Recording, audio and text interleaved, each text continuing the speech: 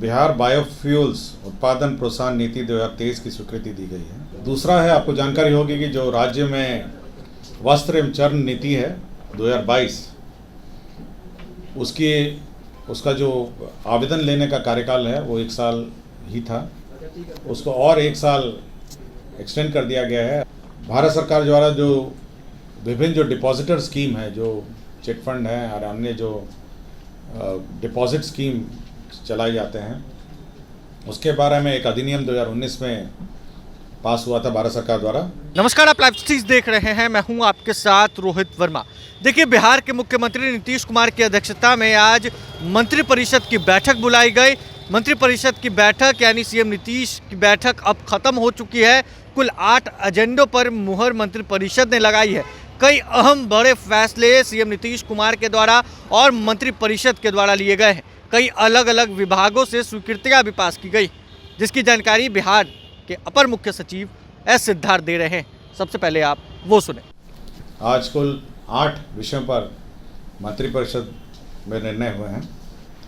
सर्वप्रथम बिहार बायोफ्यूल्स उत्पादन प्रोत्साहन नीति 2023 की स्वीकृति दी गई है। इसके अंतर्गत जो राज्य में बायोफ्यूल्स हैं, विशेषकर जो फीड स्टॉक से कंप्रेस्ड नेचुरल गैस बनता है, बायोगैस से बनता है, और जितने अन्य बायोलॉजिकल मटेरियल है जो उत्पादन होते हैं, उससे जो गैस बनती है, उसका कंप्रेस्ड गैस का उत्पादन जो है, उसके यूनिट्स पर अनुदान इस नीति के अंतर्गत मिलेगी। इसमें 15% है कैपिटल सब्सिडी और अधिकतम 5 करोड़ है, और महिला अनुसूचित जाति अति पिछड़ा के लिए 15.75, अधिकतम 5.25। तो इस नीति के अंतर्गत सभी को जो 2016 की औद्योगिक प्रोत्साहन नीति है, उसके अंतर्गत अनुदान दिया जाएगा। तो इस नीति का आज स्वीकृति दी गई है। दूसरा है, आपको जानकारी होगी कि जो राज्य में वस्त्र एवं चर्म नीति है 2022, उसका जो आवेदन लेने का कार्यकाल है वो 1 साल ही था, उसको और 1 साल एक्सटेंड कर दिया गया है, अर्थात 2024 तक अब इसके आवेदन पत्र 30 जून 2024 तक इसके आवेदन लिए जाएंगे। तो यह एक्सटेंशन इस पॉलिसी के अंतर्गत दिया गया है। पहले था कि 1 ही साल आवेदन पत्र प्राप्त करेंगे, लेकिन 30 जून 2024 तक अब आप आवेदन लिए जा सकेंगे। तीसरा है, भारत सरकार द्वारा जो विभिन्न जो डिपॉजिटर स्कीम है, जो चिट फंड है और अन्य जो डिपॉजिट स्कीम चलाए जाते हैं, उसके बारे में एक अधिनियम 2019 में पास हुआ था भारत सरकार द्वारा। उसकी नियमावली बिहार सरकार ने अपने बिहार अविनियमित निष्पक्ष स्कीम पाबंदी नियमावली 2023 लागू की है। इस नियम के अंतर्गत कॉम्पिटेंट अथॉरिटी राज्य सरकार तय करेगी। इस प्रकार के जो डिपॉजिटर हैं, जो डिपॉजिट स्कीम चलाते हैं, उनका जांच करना, उनका ऑडिट करना, और साथ ही साथ यदि कोई अनियमितता पाई जाती है उन पर कार्रवाई करना, और इतना ही नहीं, उनकी जो संपत्ति जब्त करना, बेचना, ये सारी प्रक्रिया इस नियमावली के अंतर्गत अब निर्धारित की जाएगी। और विभिन्न कंपनियों द्वारा उन्हीं पर कार्रवाई के लिए यह नियमावली बिहार में भी अब लागू की गई है। विधि विभाग द्वारा एक प्रस्ताव लाया गया था, बिहार विधि पदाधिकारी वचनबद्धता नियमावली 2023।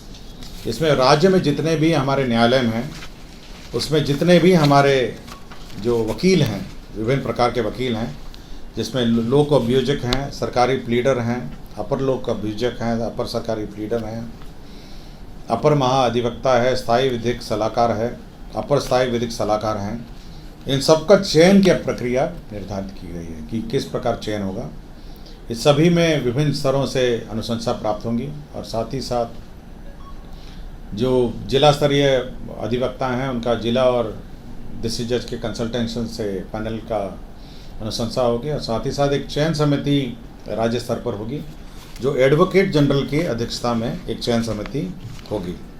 इस चयन समिति के अन्य सदस्य लॉ सेक्रेटरी होंगे, और साथ ही साथ इन पे और विधि विभाग के विशेष सचिव या संयुक्त सचिव होंगे।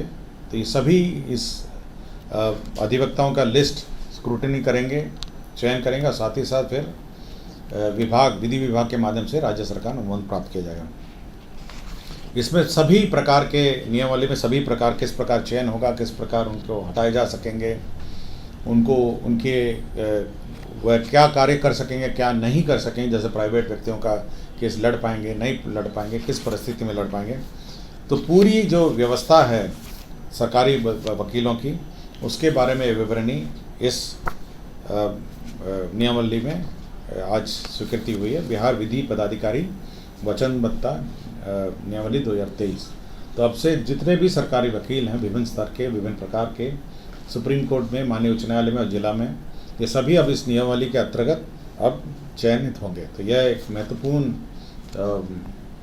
नियमावली है जो वकीलों के और लॉयर्स के, एडवोकेट्स के नियुक्ति का।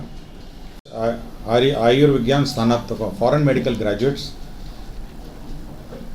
राष्ट्रीय आयुर्विज्ञान आयोग नई दिल्ली के दिशा निर्देशों के आलोक में राज्य चिकित्सा परिषद स्टेट मेडिकल काउंसिल में निबंधन के क्रम में इंटर्नशिप हेतु राज्य में के चिकित्सा महाविद्यालय एवं अस्पतालों में इंटर्नशिप की सुविधा दी। तो राज्य में जो आपको याद होगा कोरोना में बहुत सारे विदेश से स्टूडेंट्स राज्य लौट आए थे और पूरे देश में लौट आए थे। तो विभिन्न राज्यों में यह व्यवस्था की गई है, जो राज्य जो चिकित्सा महाविद्यालय हैं वहाँ पे इनका इंटर्नशिप की व्यवस्था हो।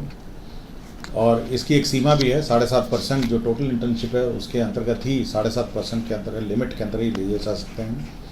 कोई भी व्यक्ति इंटर्न से पैसा नहीं लेगा जो मेडिकल कॉलेजेस हैं। और राज्य सरकार अपने कॉलेजेस में जो विभिन्न इंटर्न्स को पैसा देती थी, मानदेय जो है वह इनको भी दिया होगा।